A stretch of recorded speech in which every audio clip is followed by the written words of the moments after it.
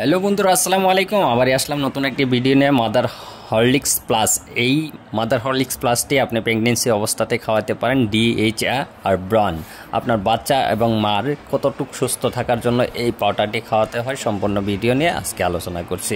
এই ভিডিওটি প্রাইস হলো মাত্র 130 টাকা। আর এটা যদি আপনি প্রেগনেন্সি অবস্থাত খাওয়ান তাহলে বাচ্চা এবং মার অনেক ধরনের প্রোটিন এবং ভিটামিন D3 এগুলার প্রয়োজন আপনি পাবেন। তাহলে এই মাদার হরলিক্স প্লাসটি যদি আপনি সেবন করেন তাহলে আপনার প্রেগনেন্সি অবস্থায় আপনার বেবির মা এবং বেবি অনেক সুস্থ থাকার একটি পরিলক্ষিত দেখা যায়।